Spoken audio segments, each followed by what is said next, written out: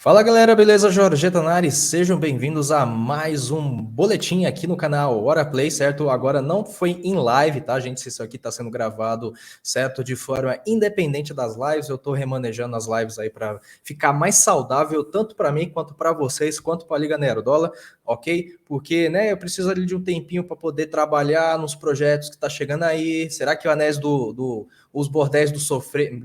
Brincadeira. Os Anais do Lacre, será que vai voltar? Não sei, vamos ver aí. E hoje eu estou aqui com o meu brother, o Macho Geek. Dá um salve aí, meu querido.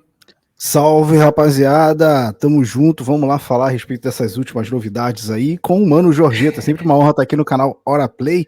Vamos lá, vamos com tudo.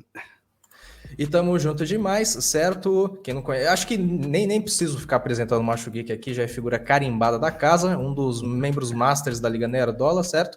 E hoje a gente vai comentar o seguinte: o Martin, o criador de Game of Thrones e do recente lançamento aí que a gente teve, né, Casa do Dragão, junto do Neil Gaiman, tiveram alguns dizeres interessantes que a gente vai estar dando uma olhada aqui nessa maravilhosa matéria do já consagrado entre a Liga Nerdola aqui, Bound into Comics, certo? Eu vou estar deixando o link da notícia aí na descrição, caso você tenha curiosidade de lê-la, certo? Eu não sei por quê, porque eu meio que eu vou ler tudo aqui, então tamo junto demais, mas o link vai estar aí de qualquer jeito, caso você não conheça o site, né? Bom, George R. R. Martin e Neil Gaiman afirmam que odeiam a tendência de Hollywood de alterar o material original. Olha só, que curioso, né? que coisa inusitada. Olha de Esperava peroba isso, pra macho. eles, mano. Olha Olho de de peroba pra esses peroba. arrombados aí, cara. Pô, tá de Olho de sacanagem isso. peroba, né? Olho de peroba. Olha lá. Aqui, ó. Apesar das inúmeras mudanças vistas nas recentes adaptações live action de seus respectivos trabalhos, o roteirista de Game of Thrones, ou melhor dizendo, o criador, né, George R. Martin e o criador de Sandman, Neil Gaiman, alegaram que desprezam a tendência de Hollywood de alterar desnecessariamente um determinado material de origem ao adaptá-lo para as telas pequenas ou prateadas. Deve ser problema do tradutor aqui, mas seguindo em frente aqui, os dois renomados autores deram seus pensamentos sobre a obrigação de Hollywood de ser fiel ao material original escrito durante uma palestra dada no dia 27 de outubro no Symphony Space de Nova York. Conforme relatado pela Variety, o evento foi organizado por Gaiman e realizado como parte de uma turnê promocional de Martin para o seu próximo livro de referência de The Rise of the Dragon, An Illustrated History of the Targaryen Dynasty, volume 1. Eita porra! Falando sobre vários tópicos relacionados à sua carreira, incluindo como ele lidou com seu sucesso e até mesmo o seu desejo de ouvir o feedback dos fãs. Puxa vida, ouvir feedback dos fãs é uma coisa tão, assim, não normal hoje em dia, né? Talvez você jogue frutas podres em mim, talvez você vá me aplaudir, mas eu quero saber o que você achou das histórias e dos personagens. Martin acabou se voltando para discutir a propensão de Hollywood para substituir a intenção original de um autor, né? Dizendo aqui, observando que esse conceito de ser fiel aos materiais de origem era controverso entre a indústria, Martin explicou: quão fiel você precisa ser? Algumas pessoas não sentem que precisam ser fiéis. Há uma frase que circula: vou fazer do meu jeito, continuou o escritor. Eu odeio essa frase.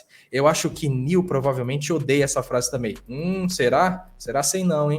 Por isso, para isso, Gaiman confirmou explicitamente dizendo: sim, passei 30 anos vendo as pessoas fazerem o seu próprio Sandman. Lembrou ele. E algumas dessas pessoas nem sequer leram Sandman para torná-lo seu, apenas folhearam alguns quadrinhos ou algo assim. A gente tem aqui, né, o Sandman com Batman, ó que foda. No entanto, reconhecendo que certas mudanças às vezes são necessárias para ajudar a traduzir uma história para um meio completamente diferente, Martin então esclareceu sua opinião afirmando que há mudanças que você precisa fazer, ou que você é chamado a fazer, que acho que são legítimos, e há outros que não são legítimos. Para ilustrar seu ponto, Martin voltou ao seu trabalho adaptando a história do autor de ficção científica Roger Zelazny, o último defensor de Camelot para um episódio do renascimento de Twilight Zone no final dos anos 80. De acordo com Martin, devido às restrições orçamentárias impostas pela CBS, a rede o obrigou a escolher entre acentuar uma cena de batalha ou uma unidade completa de cavalos ou um cenário detalhado. Eventualmente, depois de consultar o próprio Zelazny, olha só o nome do cara, ele optou por cortar os corcéis dos guerreiros. Uma decisão que Martin argumentou era, na minha opinião, o tipo de coisa que você deve fazer em Hollywood, que é legítimo, né? Ali questões orçamentárias, beleza, a gente entende.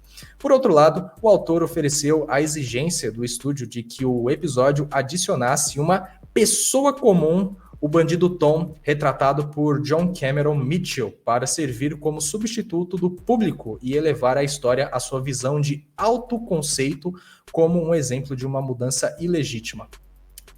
Eu era novo em Hollywood, lamentou Martin. Eu não disse, vocês são idiotas do caralho e tal. Como observado acima, essa retórica vem particularmente de Gaiman e Martin, considerando as várias liberdades criativas que eles não apenas permitiram, mas também endossaram na opinião de Hollywood sobre suas histórias seminais. Quando The Sandman deu um salto para a Netflix, os personagens icônicos como a Morte e John Constantine foram trocados de raça e gênero, respectivamente, pelo desejo de Gaiman, conforme escrito pelo produtor Alan Heinberg, de tornar a série mais inclusiva possível. Ih, rapaz! Gaiman parece ter abordado diretamente seu trabalho original com a intenção de alterá-lo. Em uma entrevista em agosto para a agência de notícias britânicas Express, o autor elogiou como foi incrivelmente libertador poder ver tudo em Sandman de uma perspectiva de agora. Ih, rapaz! E começar a perguntar, bem, se eu estivesse começando a escrever essa história agora, ainda faria da mesma forma, né? Isso para não falar das mudanças que a HBO fez no trabalho de Martin sob sua supervisão. Além do massacre absoluto de Game of Thrones, que Martin admitiu ter sido o resultado lamentável de ele se permitir ser empurrado para fora do processo criativo da série, os personagens em eventos de sua sequência e prequela House of the Dragon também viram seu quinhão de mudanças na transição para a televisão. Estes incluem a troca de Race, né, da casa Valarion, Leonor sobrevivendo ao seu duelo com Sor Qual Corey e, talvez mais notavelmente, Alicent e Rhaenyra desenvolvendo a estreita amizade de infância sobre a qual grande parte da narrativa das adaptações é construída. Basta dizer que a realidade contrasta fortemente com os sentimentos declarados de Gaiman e Martin. House of the Dragon está programado para começar a sua segunda temporada a ser filmada no início de 2023. Enquanto isso, não há planos confirmados para uma segunda temporada de The Sandman. Mas não foi um sucesso? Não foi o barato louco essa série? E aí, macho, agora eu pergunto para você, meu querido, o que você acha das colocações no que a gente consegue ver aqui, curiosas dessas duas figuras aqui, o Martin e o Gaiman, cara? O palco é seu, pode falar aí. Deixa eu pistolar primeiro, porque assim... Pode pistolar. A gente precisa separar duas coisas. Primeiro, os fãs preferem, claro, que sempre o material seja o mais fiel possível, né, à obra original. Isso o fã ele vai querer isso porque ele já apreciou a obra, né, do jeito que ele leu, do jeito que ele consumiu de uma forma original. Isso é natural que os fãs queiram isso. E é natural também adaptações tomarem certas liberdades e fazer algumas alterações. Assim, ninguém aqui é uma pessoa extrema, radical, de que, não, olha, se não for absolutamente igual o que está na obra original, aí não vale. Então, o grande problema é que eles colocaram aqui nessa entrevista como se, assim, existe uma boa mudança e existe uma má mudança. Não, existe mudança. Dependendo do que vai alterar, pode prejudicar a obra como um todo ou não pode prejudicar. Ou a obra pode ser boa com essas mudanças. Esse é o ponto. Agora, esses arrombadinhos, principalmente o Sr. Neil Gaiman, eles tomaram um caminho completamente absurdo, que é, alteramos a obra, e se você não gostou, você não entendeu a obra e você é um tremendo de um preconceituoso, você é taxista, você é isso, você é aquilo. Rapaz. É isso que esse arrombado fez. Ele ofendeu os próprios fãs que gastaram dinheiro, que passaram a adolescência, a infância, lendo as obras dele. Esse cara simplesmente foi lá e tratou essa galera como preconceituosa. E ele sabe que ele alterou. Nessas declarações a gente vê nitidamente que eles sabem que eles alteraram o material original, cara. Eles sabem que tá diferente e as pessoas reclamam apenas disso.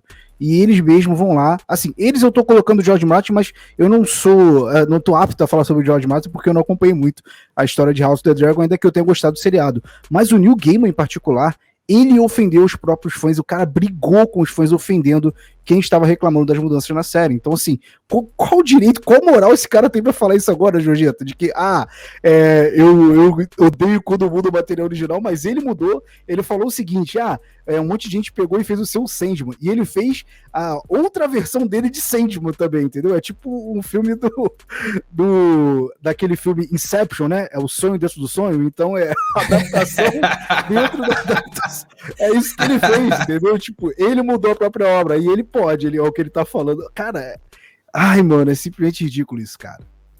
Cara, eu fico pensando assim, cara, o Neil Gaiman, né? Assim, essa ideia de. É que depois ele fala aqui na própria entrevista, né? Tem o trecho onde ele falou o seguinte: e se eu não tivesse escrito o Sandman naquela época e estivesse escrito hoje? Será que eu pensaria da mesma forma? Não, brother, e você realmente fez exatamente isso. Você literalmente jogou fora o que você fez tudo do zero novamente e ficou uma bosta. Tá ligado? Exatamente. Pô, eu lembro, ó, eu li Sandman, achei do caramba na época, ali por volta de 2015, 16 e tal. Talvez eu releia também. É os 75 edições, né? Maravilhoso Sandman. E é assim, brother, a gente tem que parar. Uma coisa que a gente sabe da indústria hoje em dia, principalmente no que tange adaptações, é que tudo tem que estar moderninho.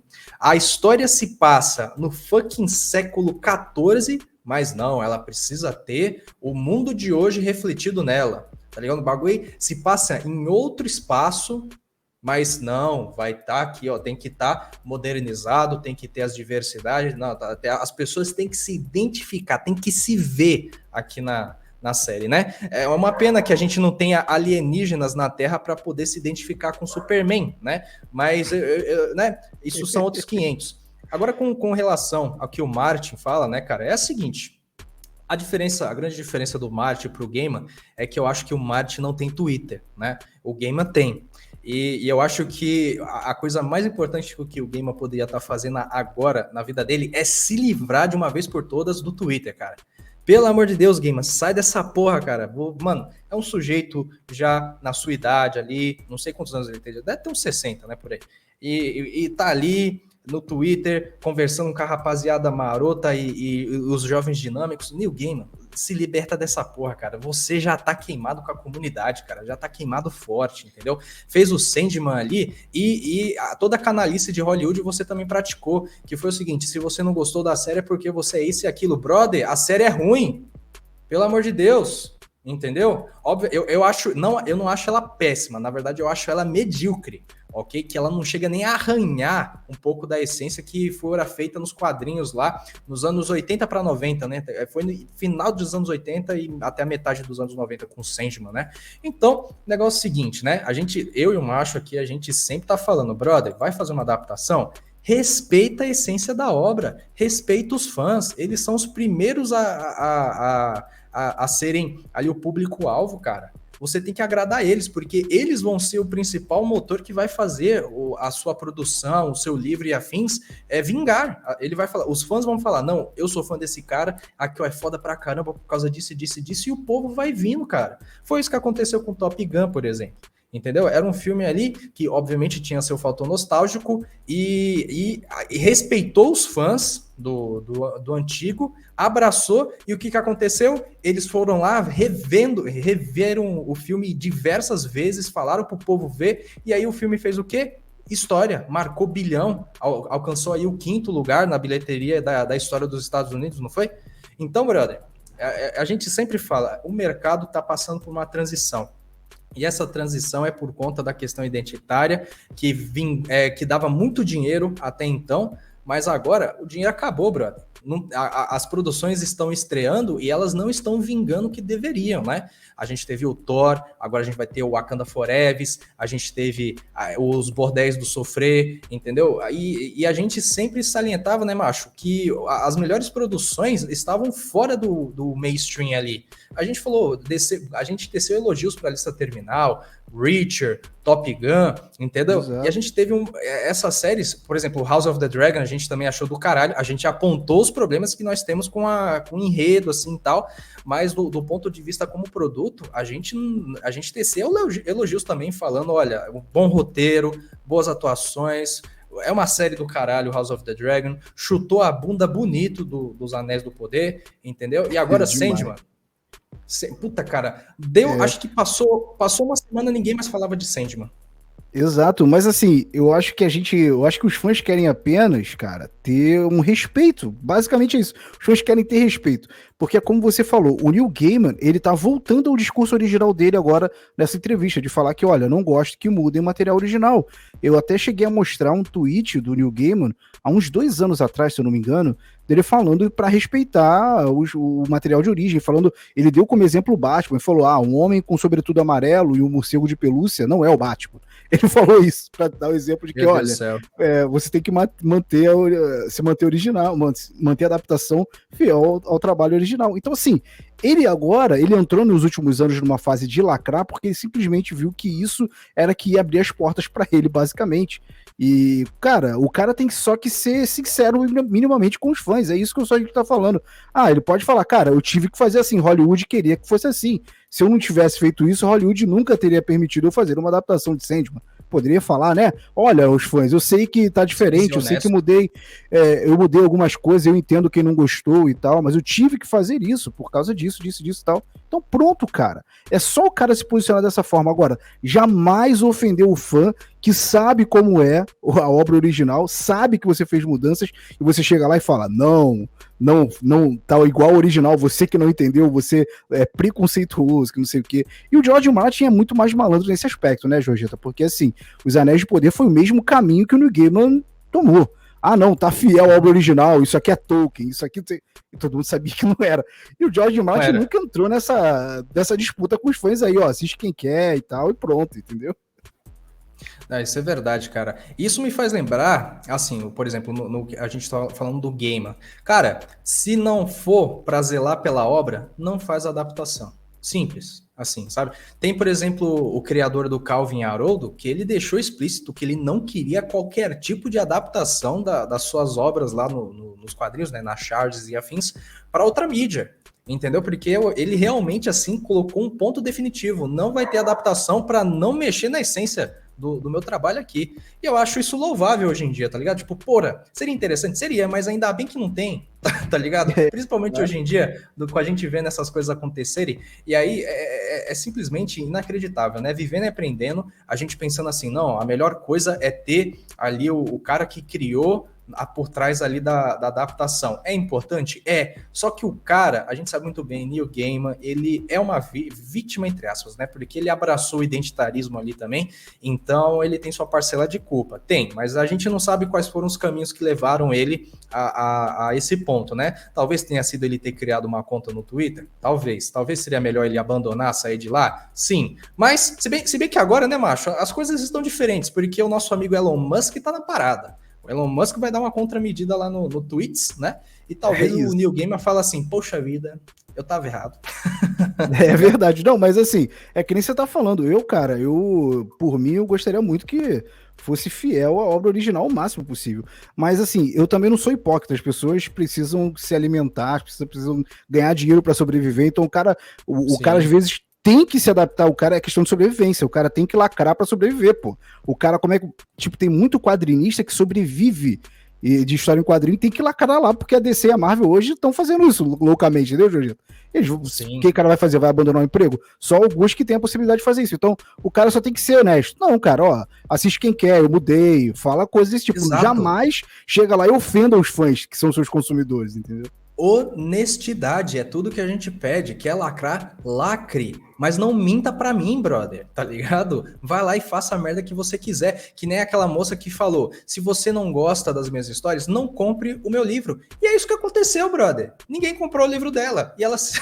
e aí o bagulho... E deu no que deu, né? As roteiristas aí da Marvel e da Disney. E, por exemplo, a gente teve também o caso do Joey Bennett, né? Que já conversou com a gente várias vezes em várias lives. Um abraço aí, grande Joey Bennett, certo? certo? E ele falou, cara, que beleza, ele teve, né, o cancelamento que aconteceu com ele, mas depois ele teve um insight, assim, libertador, que foi até bonito ver ele dando ali um testemunho, falando assim, cara, talvez Deus tenha deixado aquilo acontecer comigo porque ele queria abrir os meus olhos e falar o seguinte, o seu talento não foi feito para adaptar de forma ilustrada essas histórias bostas que eles estão fazendo. Não, você foi feito para contar a saga de grandes heróis. O seu traço foi feito para sustentar a honra, o heroísmo, né? As virtudes e afins e tal. E agora ele tá lá produzindo, cara. Ele não precisa de Marvel, não precisa de DC, certo? E a própria Marvel e a própria DC estão cada vez mais se afastando da nona arte, né? Só querem fazer filmeco.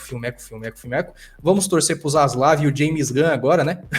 Botar ordem na casa. Tem que botar uma rédea no James Gunn, viu? Esse cara aí é perigoso. Zaslav, por favor, seja uma rédea no James Gunn, certo? Então, é isso, macho. Mais alguma coisa para falar? Não, é isso. Já fechamos esse tema já.